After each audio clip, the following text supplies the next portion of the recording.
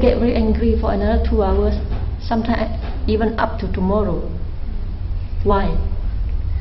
Tātad jautāju, kādēļ tātad šī te aizvainojušā runa ir beigusies un arī šai nepatīkamām jūtām jābūt beigušamies, tomēr tās nav zudušas, ir dusmas un reizēm dusmas saglabājas līdz pat nākamam rītam. Kādēļ? Memory. What? Memory. Memory. Some Atmiņa. other answer? Viena atbilde Yes. atmiņa vēl. Ciešanas ir ļoti patīkami. It's very nice to suffer. Very nice to suffer. Very good. Okay, some other answer? Why? Clinging. Very good. Very good. Huh? According to I give you a simile. When the two stones, when you rub, the fire comes. When you stop rubbing, the fire disappears. So when the abusive word does not contact to your ear anymore, the feeling should disappear. But for we ordinary person, the feeling does not disappear. It turns to anger, and you anger for another 2 hours. Why? Because you cling to this feeling as permanent, as I, as myself. That's why it seems does not disappear, because of the clinging to I. You identify feeling as I am the feeling. This brings you suffering.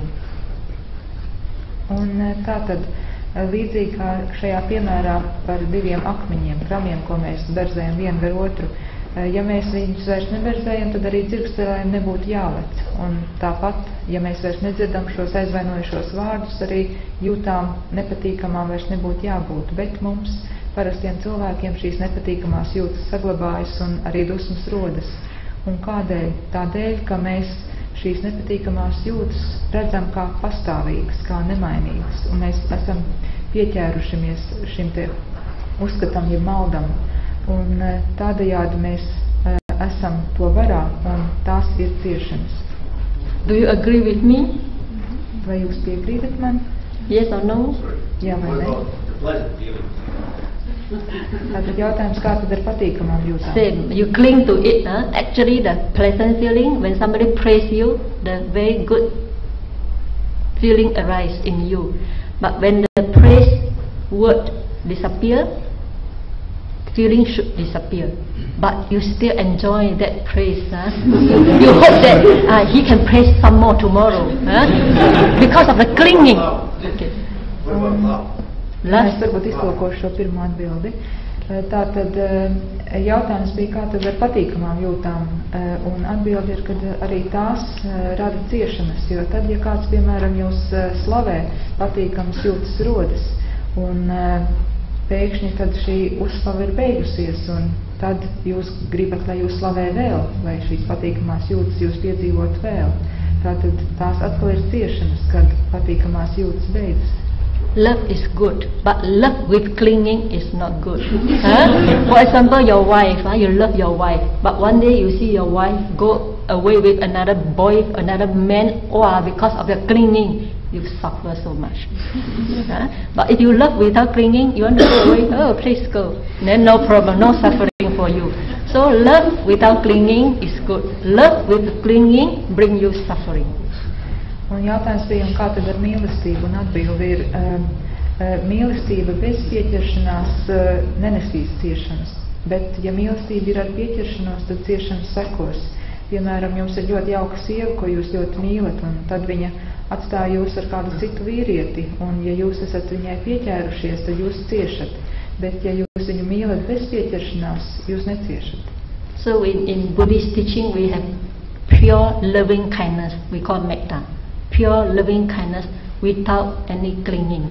We wish everybody well, happy, without wanting to possess them.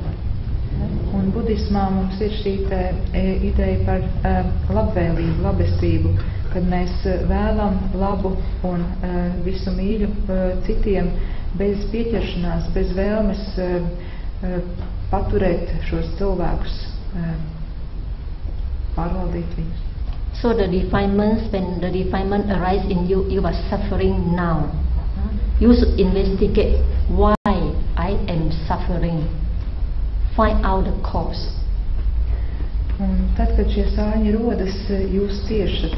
Un tajā brīdī ir jāveic izpēte, kādēļ es šobrīd ciešu, kas ir tas iemesls, jeb cēlonis. So the cause none other than clinging or craving. Un cēlonis parasti nav nekas cits kā šī te pieķeršanās vai vēlēšanās. So let's say if you cling to the happiness is very good. I cling to my happiness. Okay, let me ask you, is your happiness will last forever? No. Okay. So if you cling to your happiness, and when the happiness change, do you suffer? Do you suffer? Yes, because you cling to it. You cling to it as I, my, permanent. But nothing is permanent. Everything is changing because everything is produced by cause. So when the happiness you cling so much change, then you suffer so badly. Un tāpat ir ar patīkamu sajūtu vai ar laimes izjūtu. Ja jūs esat pieķērušies vai patīkamai labklājības vai laimes izjūtai, tad jūs jau gādājat sev ciešanas. Jo, ja jūs domājat, ka laime esat jūs pats vai ka tās būs patstāvīgs stāvoklis, nemainīgs stāvoklis, tad tas tā nav. Tā mainās, tas kādreiz izbeidzas. Un tajā brīdī rodas ciešanas. That's why the Buddha said the origin of the suffering is craving or clinging. Un tādēļ Buddha saka, ka ciešana cēlonis ir vēlēšanās un pieķeršanās. For example, when you cling to your body, you crave for the body. But our body change. Sometimes it feels sick. When the weather change, body also change. Sometimes it feels sick very badly. Before that, you think the body is I, mine, is permanent. So you cling to it. But now it changed, then you suffer. You suffer a lot because you cannot accept the change. Un līdzīgi ir ar ķermeni. Ja jums patīk jūsu ķermenis un jūs vesels, jūs esat pieķēries tam, ka tas ir tāds un domājat, ka tas tā vienmēr būs, ka tas ir nemainīgi, ka tas esat jūs, tad tajā brīdī, kad jūsu ķermenis ir sasirdzis, tad jūs ciešat. So our suffering actually come from we are not seeing things as they really are. Un ciešanas rodas no tā, ka mēs neredzam lietas tādas, kādas tās ir. What are the things as they really are? This 5 aggregate, this body and mind made up by 5 aggregate I have mentioned, like materiality aggregate, feeling aggregate, perception aggregate, formation aggregate, and consciousness aggregate. All these are produced by cause. It's only cause and effect, and they are changing all the time. Because of change, so they cannot provide happiness. And since they are changed due to the condition, so you cannot say they are mine. They are I, they are equal to I am the aggregate as I. You cannot say like that. If you say like that, you identify this 5 aggregate feeling as I am the feeling, consciousness as I am the consciousness. When they change, then you suffer. I'm sorry, that was long. So all the suffering come from not seeing things as they really are. Tātad visas ciešanas rodas no tā, ka mēs nesaskatām lietas tādas, kādas tās ir. So what are the things as they really are? 5 aggregate, including all the external things, they are all produced by cause.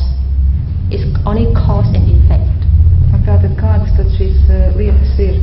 Tās ir veidotas no šiem 5 agregātiem un arī no lietām, kas ir ārpus mums. Un tās pastāv tādēļ, ka ir kāds cēlonis. Un vienmēr ir cēlonis un ir kāds rezultāts. Anything produced by cause cannot be permanent, cannot be happiness, and cannot be say, it is I, it is mine. Un viss, kas ir radies, kam ir kāds cēlonis, nav pastāvīgs, nenes